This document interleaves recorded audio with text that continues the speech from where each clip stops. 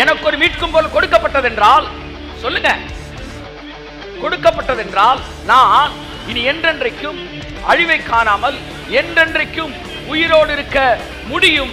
அதுவே மீட்கும் பொருளின் வல்லமை.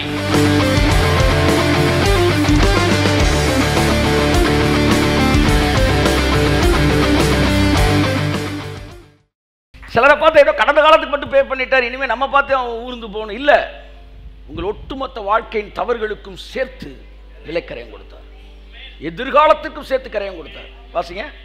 இன்னும் அநேக வருஷங்கள் இருந்தால் அவன் தன் விலை கிரயத்திலே அவைகளுக்கு தக்கதை தன்னை மீட்கும் பொருளாக, அண்டர்லைன் தி வேர்ட், மீட்கும் பொருளாக திரும்ப கொடுக்க கடவன். ஆமென்.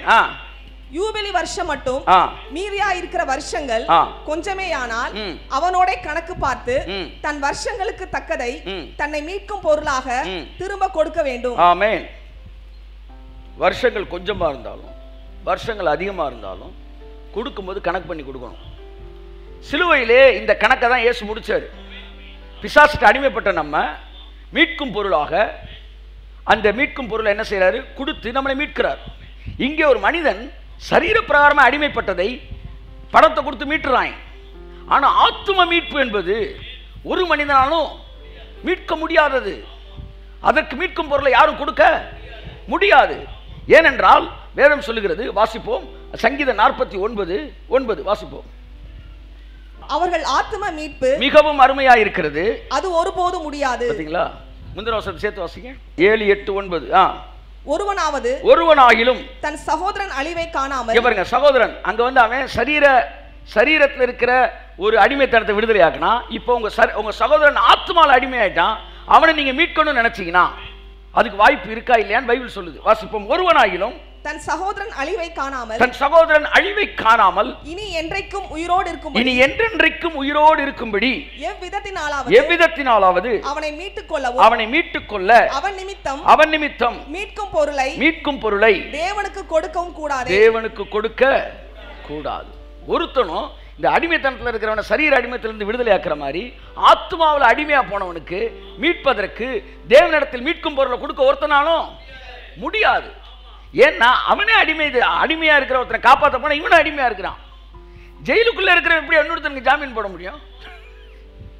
ஒருத்தனுக்கு ஜாமீன் போடணும்னா யார் போடணும் ஜாமீன்?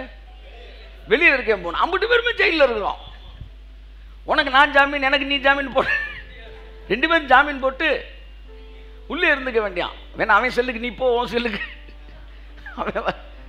வெளியே போக முடியாது. அப்போ நம்ம எல்லாருக்கும் ஜாமீன் போகணும்னா வெளியில் இருக்கிற ஒருத்தர் தான் வரணும். அதனால தான் வெளியிலேருந்து அவர் வந்தார். ஸோ ஆத்ம மீட்பு முடியாதான். ஆனால் ஆத்ம மீட்புக்கு மீட்கும் பொருள் கொடுத்தா என்ன நடக்குமா? பைபிள் சொல்லுது, எவ்விதத்திலாவதும். அதுக்கு முந்தின அவசரம் என்ன போட்டிருக்கு? ஒருவனாகிலும் தன் சகோதரன் அழிவை காணாமல், தன் சகோதரன் இங்க பாருங்க, அழிவை காணாமல் இனி என்றென்றைக்கும் உயிரோடு இருக்கும்படி மீட்கும் பொருளை கொடுக்க கூடாது. அப்ப மீட்கும் பொருளை கொடுத்துட்டா இனி என்றென்றைக்கும் உயிரோட. அப்ப இம்மார்டல் ரைட் தானே? ரைட்டா தப்பா? மீட்கும் பொருளை கொடுக்காத வரைக்கும் என்றென்றைக்கு உயிரோடு இருக்க முடியாது.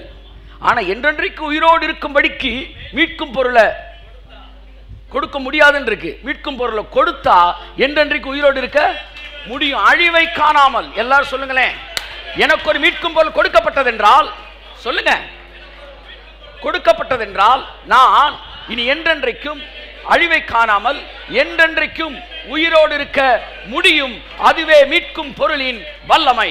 கரங்களை தட்டி கர்த்தருக்கு நன்றி சொல்லுவோம்.